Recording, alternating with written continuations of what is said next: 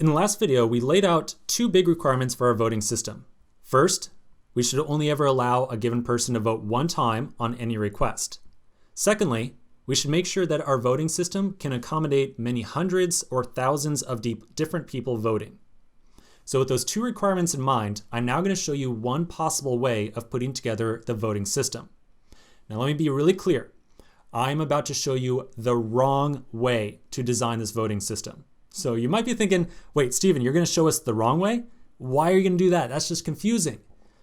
Well, I'm showing you the wrong way for a very good reason. The way that I'm going to show you to implement this voting system is how I expect you might decide to design the voting system on your own personal project. I want to show you how you might design it and why it's wrong.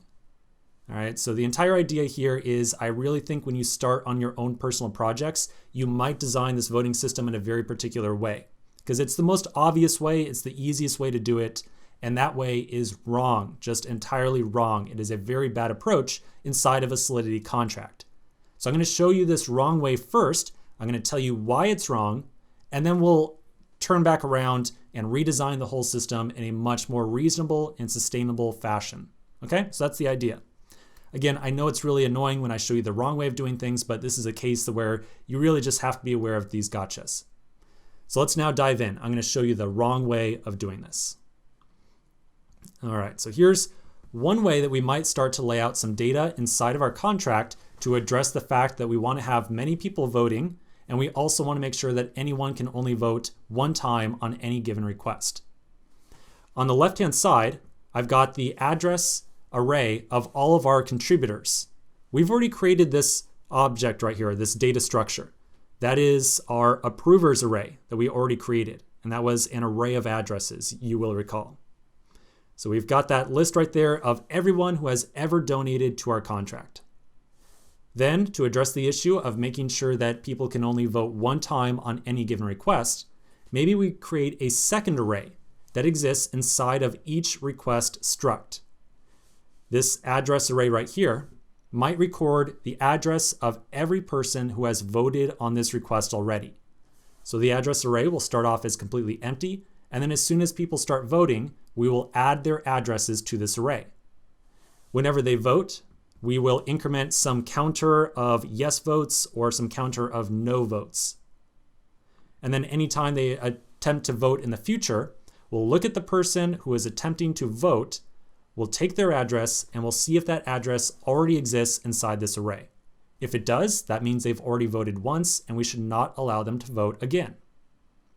All right, hopefully this system makes a little bit of sense. And maybe you will agree with me that, yeah, this seems like a pretty obvious way of doing things, right? I feel like it kind of does.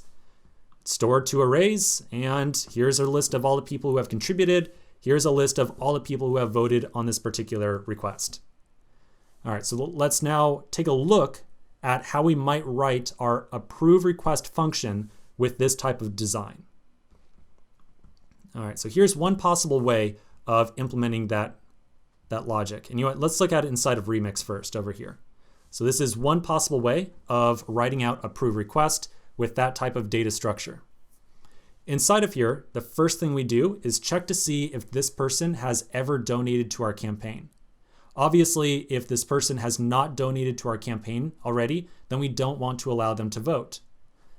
We won't go too far into the logic right here. Now, this is a for loop. We've not looked at a for loop inside of Solidity before, but it looks very similar to JavaScript. I think you'll agree with me. I bet you can understand what's going on. We first start off by assuming that this person has not donated. We then loop through our approvers array, and if that person's address, if whoever's sending the transaction's address is inside that array, we flip that isApprover flag over to true. And then after the for loop, we check to make sure that this person is an approver. So if they did not donate, we kick them out of the function. Then the second thing that happens here is we make sure that this person has not voted before. Here's our request struct. It has a list of people who have voted. We loop over that array and we make sure that this person's address is not present in there. If it is, they've already voted once already and we should kick them out.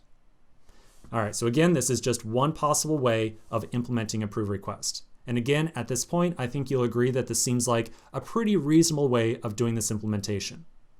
Let's now take a break. We're going to come back in the next video, and I'm going to tell you very clearly why our current implementation of approve request right here is a very poor way of writing our contract.